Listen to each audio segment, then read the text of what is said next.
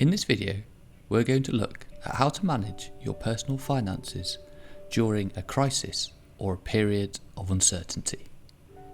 It's easy to manage and plan during the good times, but what about when things take an unexpected turn and you're facing job loss or a pay cut? The global pandemic has made this situation a reality for a lot of people, many for the first time ever. Well, there are things you can do to improve your situation and potentially avoid real hardship. The first thing you need to do is get really clear about where you currently stand financially. This can be daunting, especially if you don't know where your next paycheck is coming from, but it is absolutely vital that you understand exactly where you are. Start by making a monthly budget if you don't already have one. Write down all your monthly expenses, including rent, mortgage, credit card, and car loans, etc. Then assess how much you have saved or any assets such as shares which you could use if needed. Work out how long you can afford to live without any more income coming in, and how many weeks or months can you pay your bills for. Hopefully you have an emergency fund set aside for times like these. We have done a previous video on how to build an emergency fund, which is linked below.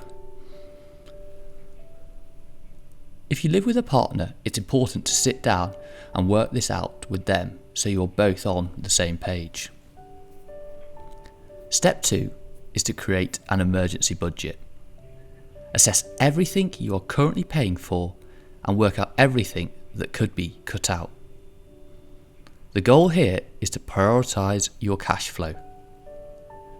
You need to try and stretch any funds you have available and make them last for as long as possible.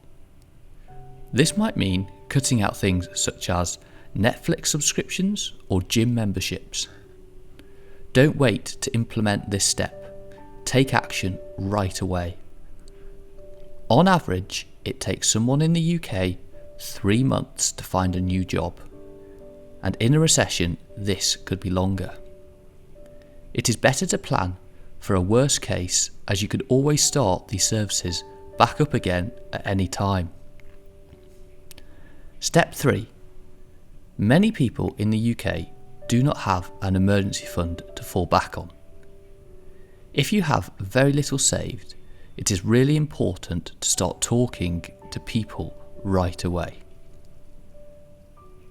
It can be intimidating and might feel embarrassing to have these conversations, but there is no shame in admitting you need help. Pick up the phone and speak to either your landlord, bank, or energy provider as soon as possible. Many will be able to provide help and might be able to renegotiate payments or offer mortgage holidays. They need time to implement these changes before any direct debits are taken, so don't wait to speak to them.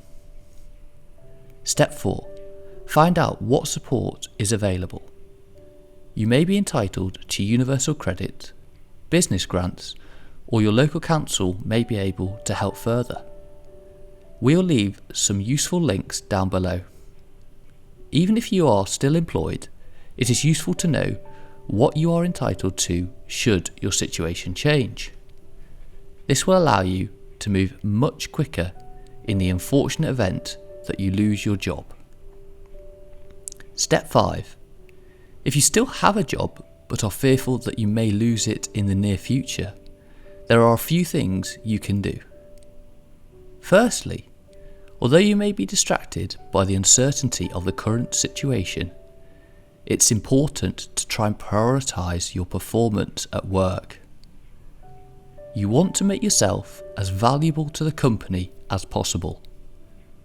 Alongside this, make sure your CV is up to date and be aware of any job opportunities currently available in your field. It may also be good to strengthen any work relationships you do have and form new ones outside your usual network. LinkedIn is a great tool for doing this. Step 6. Raise your savings level. There are a few options for this, and it's always useful to think outside the box in a crisis. Is there anything lying around your home that you could sell, or could you rent a spare room or garage out to someone? The best option here would be to diversify your income stream by starting a side hustle using a skill set you currently have.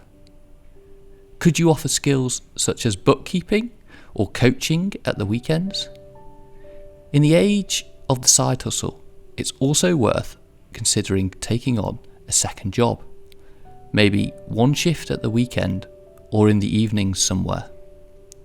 This is a great way to protect a source of income should you lose your main employment.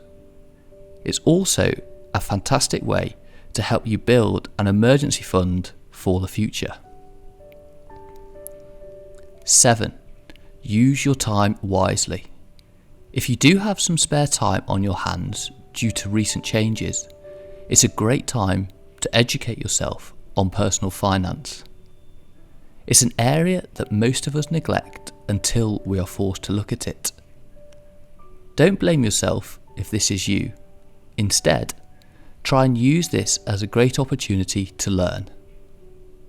You could also use this chance to try and upskill and learn something that not only interests you, but that could help you gain employment in the future.